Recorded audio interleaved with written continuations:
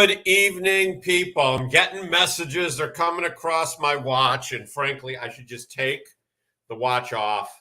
My wife is on me to pay attention. So welcome to Litvak Leadership Live. This week, we are interviewing the one, the only Kellen Ann, and we're going to be talking about strategies to not self-sabotage.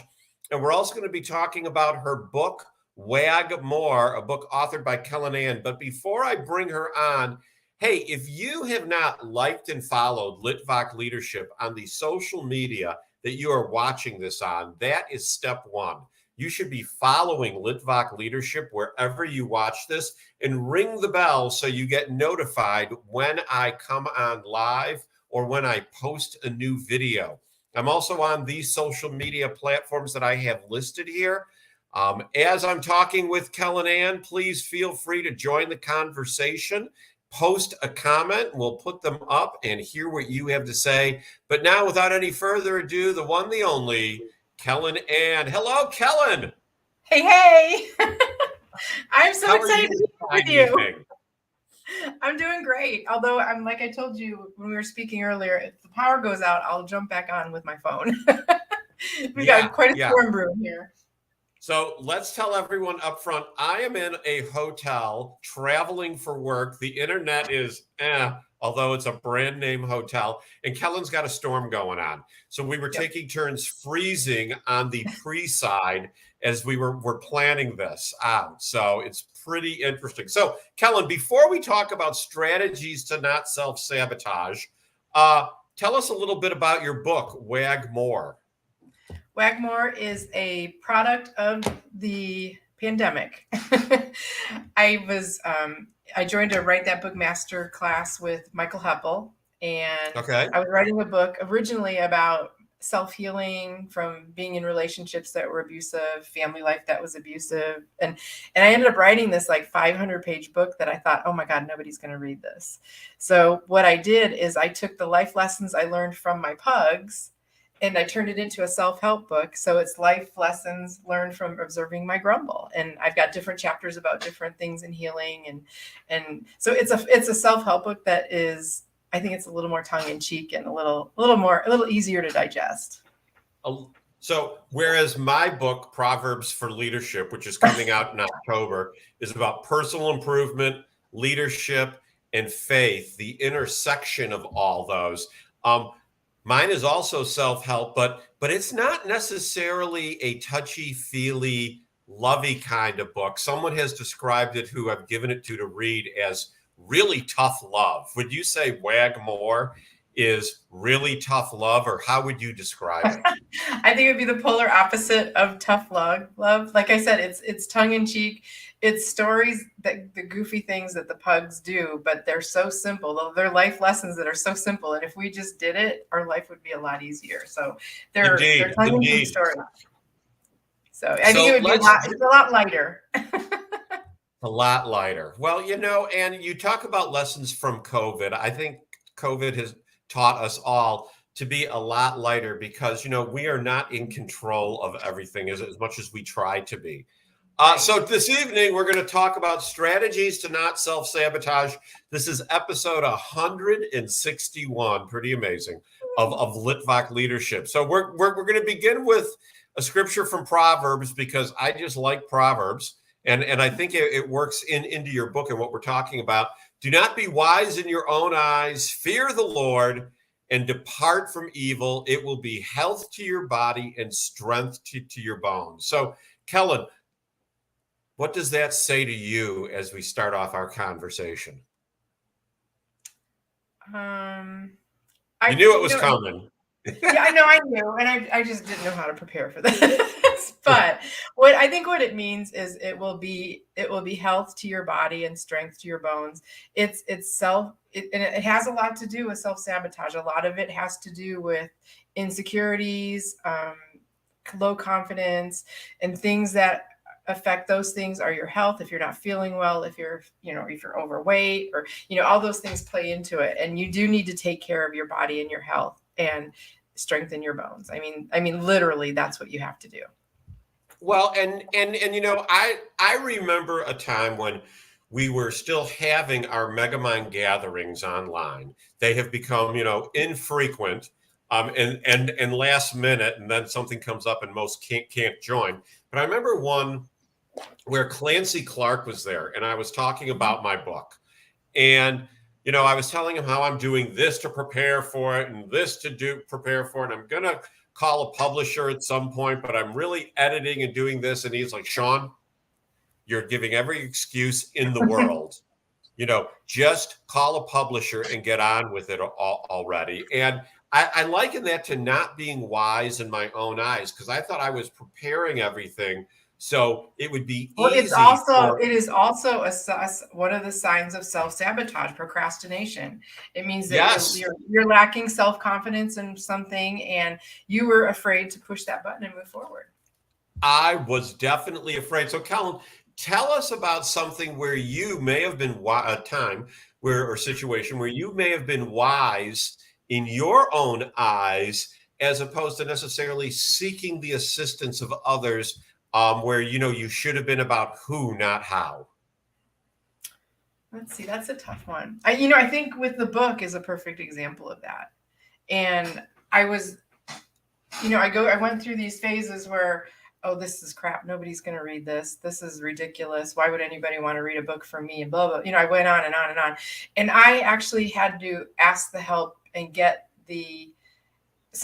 people to acknowledge, hey, Kellen, this is really a good book. I couldn't believe it for myself. I had to hear it from somebody else.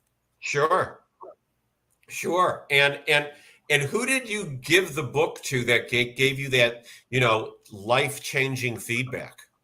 I gave it to a few people. Steve Rizzo, who's also in our mastermind group.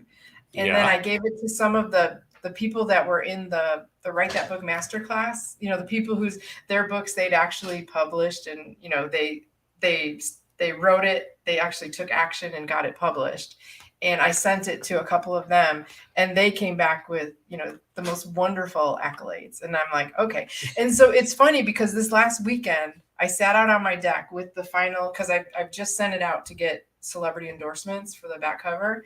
But I read it one more time and I sat back on my back porch and I read the whole thing cover to cover. And when I was done, I thought, this is a great book. It's the first time I said that about this. It's the very first time. It's taken 3 months. I've been seriously working on this. But it wasn't until last week I thought, I think I got something here. But it was all the self-sabotage that was going on in my brain, Well, and when I think about self-sabotage, I'll think about things like binge watching on Netflix, or that's I don't have Netflix. That's procrastination. Or on Paramount. I have Paramount, and my wife and I are working our way through one of the Star Trek shows, watching it again because it's probably been 10 years since we watched it. Which, there's benefits to hanging with your spouse and doing, both relaxing, non-engaging things and fun things. But sometimes it's kind of an escape. The obvious escapes, I think, for people, maybe drugs and alcohol. But I think that there's also the escapes of, some people can do too much yard work, or they can watch too much TV, or, dare I say it, read too much to keep themselves from moving forward in projects that they have. Have you ever experienced anything like that? Yes, everything. The different types of self-sabotage, if you want me to talk about this, is Please do. Insisting on perfection. You're not going to complete the final task until you believe it is absolutely perfect. There's moderation. It's where you just keep, I don't know. I didn't even know how to explain that one, but the one I'm famous for is running on empty. I go and go and go, and I've got 15 projects going, and can't seem to get one, or struggle to get one of them done. And then we talked about procrastination, and that is the ultimate one that I think affects most people, is because it's a lack of confidence, or it's a mismatch between your value and the behavior that you're trying to accomplish. When I did the first book that was 500 pages, the value didn't match my behavior and how I wanted to present this solution or this book to people. Once I flipped it around and turned it into something that I could believe in and I could stand for, and that were within my values, it totally, I mean, it went from dragging to boom, this is done, boom, your illustrations are done, boom, you're getting printed. And how did you get out of that insisting on perfection, cycle to be able to move forward? Well, I think the important thing is to become aware of what you're doing. First of all, you need to be aware that you're self-sabotaging. Okay. And then I wrote out a plan. I'm like, okay, I want to have this done. I want the rough draft to be done by this time. I want the illustrations to be done by this time. So what I did, I wrote it down, I created a plan, and then I actually implemented it. So we always talk in Megamind about how we can read all these books and learn and take all these classes, but unless we put it into action, we're not going to accomplish anything. So I did the plan and I did it. I recently, since I've been, Jen Gittimer is my business coach, because you talked about having a coach and the benefits of that. Well, I jumped on that bandwagon with Jen Gittimer, and she's amazing. And she's teaching me about practicing mindfulness. So I do a lot of meditating now. Practicing your what? Mindfulness. Mindfulness. Okay. So I do meditation every morning, or if I feel like I'm getting frustrated with something, I just and then the other thing is breath work. And that's probably been the most effective thing and the most amazing thing that she introduced to my daily life. And then the final thing is communicating. I had to communicate I needed help, and I had to ask for help, and I needed this done. So I instead of pondering and sitting at my desk hitting my head with a pen, but I thought, I'm going to ask this person because I think they can help me. So I think those are the key things that have gotten me through and are getting me to the finish line with not only my book, but with my business and, every part of my life. Yeah, and I remember when we first talked, so many months ago at the beginning of COVID, and we had that Zoom, fateful that we did not know we would end up in this mastermind group. You were selling real estate advertising? I was I worked for a commercial real estate media company. Yeah. Talk about not being in line. So you were working for a commercial real estate media company, and Cards That Wow didn't just appear. So I have a feeling that there's like some stutter steps and some self-sabotage that may have happened along the way for you launching Cards That Wow. Can you share any of that with us? Oh yeah. The low self-confidence. And, because I worked for a company that they didn't trust me and my instincts. And my instincts were to do what we were learning in our Megamind group. It was go live, have clients go live with me, do Instagram, do all the social media. But they fought me all the way. They didn't want me to do any of that. And when that alignment, when that became misaligned, I just started doing what felt comfortable for me. And I've been doing cards as long as my daughter's been alive. I did all her invitations. I'd make wedding announcements for people. And then with every job that I have, I always hand wrote notes. And so the base was always there. But when I had and it was this conversation with Ronnie Goodwin, because I made him a card and I sent it to him because he helped me do something. And I thanked him and I told him how much I appreciated him. And he said, you should sell these. And I said, oh, no, Ronnie, nobody could afford these. And he said one simple sentence. He said, Mark, you're not contacting the right client. You need to find your client. And once I did that, everything turned around. I spent 2 days writing down notes and, just trying to figure out who would do this, and it's worked out pretty well so far. Oh yeah, because that's like your main gig right now, right? Cards That Wow. Yep, I do. My big thing is I work for corporate executives who don't have time to handwrite a note, but they want to send something personal to their clients. So they hire me to make the card. I make a card that's amazing. I handwrite it for them. I wax seal it, send it out. And, Eric Bam is another person that uses my cards. He actually writes his own cards out, but he sends me messages all the time of, oh, look at this social media shout out I got from sending your card to this person, or this person sent me an email saying, thank you for the card. Or this person has called me and I've been trying to get them to call me back. And the card, prompted them to give me a call. So it's really, it sounds very simple, but there is an art to it, and it's very successful for business people. Absolutely. And then I graduated to corporate gifting now, because now I have a corporate gifting side of the business where I have one client that sends me names and just an idea of what they like. And then I personal shop and buy gifts for that client, send a thank you note and get it out to them. And my client doesn't have to worry about it, but knows that their clients are being taken care of.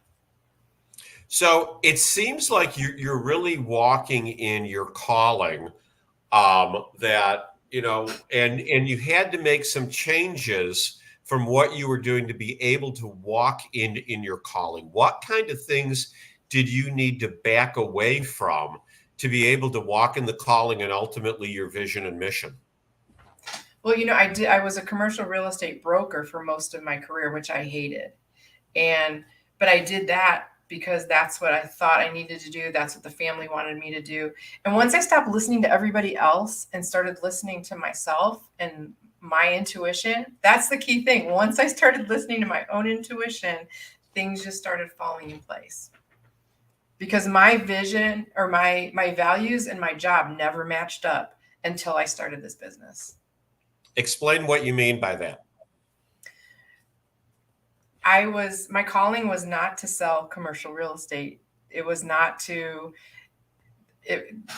I didn't like the business. Some of it's cutthroat. There's a lot of lying. There's a lot of cheating. I mean, I'm not saying all brokers are liars and cheaters, but there's a lot of, it was out of my comfort zone. I mean, I was good at it and I did well, but nothing compares to the way I'm helping people show gratitude compared to the financial analyst and analytics and things that I did for the commercial part of my world. Nothing makes me feel like what I do right now. It makes me feel good. I know I'm helping people. I know they're excited, and it's a feeling I can't describe that I've never had it before. I mean, it's a balance. And we both froze and actually disappeared for a moment on my screen. I think we're good now. Okay. So tell me about that balance that you were just talking about. It's a feeling of you're doing the right thing, you're at the right time. I work way harder at this, but enjoy it. Whereas I worked really hard at doing the other job, and I was crying. I mean, I hated it so bad because it wasn't what I wanted to do. And I never wanted to do it. And when I'm doing the cards, like I told you before, I'm helping people create engagement, create relationships, build long-lasting relationships.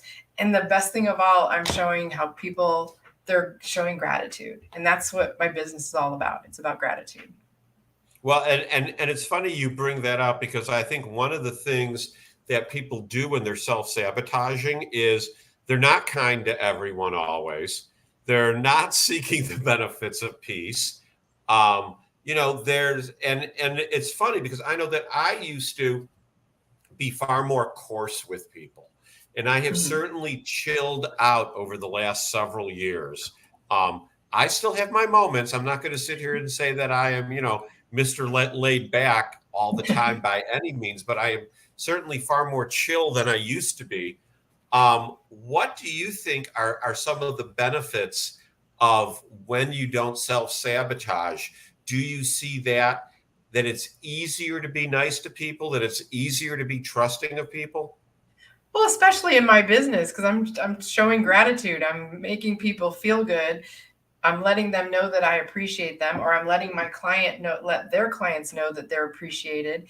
I mean, how could you not feel good with that? I mean, in the real estate world, when you wrote in here the be kind to everyone, people are not kind to everybody in that world. It's it's yeah. And I think a lot of people feel that way about the corporate world. They think that, it's very cutthroat and there's no time to be nice, because if you're nice, you get passed by. Or, oh, look at what Brian wrote.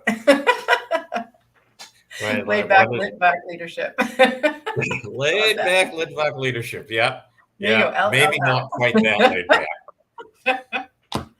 Well, you are much more laid back. I will say that, since I first met you. Even in the 2 years that we have known each other. And for some reason I have lost. Okay, here we go. Let's turn the comment off. There we go. So I want to hop into it's interesting. They call them the 7 deadly sins. But I really think that they could be called the 7 sins of self-sabotage, because, well, they're also the description of a commercial real estate person. Well, sorry.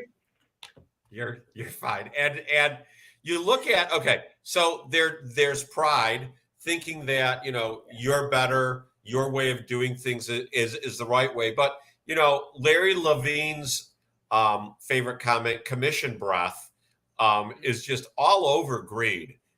There is no doubt about it. And, when people know you're just in it to close the deal, right. I think that is a form of self-sabotage. Even when you approach someone to solve a problem for them, I think we as salespeople, and I'm talking to everybody, because if you're in any kind of business, you're in sales, even if you're an accountant, because you've got to sell your boss on what you're doing. So, but when you're in that front line, outward facing sales, you've got to put commission in the back of your head and be all about solving problems, because otherwise I think you end up sabotaging yourself. What say you, Kellen? I say you are 100% correct, Mr. Litvak. I was just thinking about how, we do our work to make money so that we can survive, pay our bills, But, a lot of my business started with me sending people free stuff. Like, I knew that they had a potential, and they understood, and they knew that what I was doing was going to work for them. I've sent hundreds of cards to people without charging them, but you know what? They came back and they buy from me now. And that's the whole thing about, giving, and you have to give. And you have to give without expectation, because I wasn't expecting them to pay me for the cards, to pay me back for the cards. I wanted to give them a leg up and help them build their relationships. But it came back without me expecting it. That is just amazing. So, it's what else do you think, I can tell, personally, when it comes to self-sabotage, I know that the thing that I need to watch out for is too much intensity, because the balance of intensely pursuing a project to reach your goals, but then you can overdo it. It's like that old question when you're on an interview, what's your biggest weakness? Well, I work too hard. I work too much. Right. What would you say is the self-sabotaging activity that you have become aware of that you need to moderate? I think it's the starting too many things. It's what did I call it? Running on empty, where you just start this and then, what happens when you start a project or set a goal, it literally, there's a scientific effect that it gives you a boost to your dopamine, and it gives you that high. But then when you have to actually implement your idea, fear kicks in. And then that's when all these steps, that I talked about earlier, about the perfection, the running on empty, the procrastination, that's when all that kicks in. It's all based in fear. So what I've had to do is sit back and realize, what am I afraid of? So, because I'm all good with setting this up and having that dopamine running through my body and being excited and enthusiastic, but then it dies, and I have to recognize the fear. And then once I determine what that fear is, I can push forward and get through it. Did that answer your question?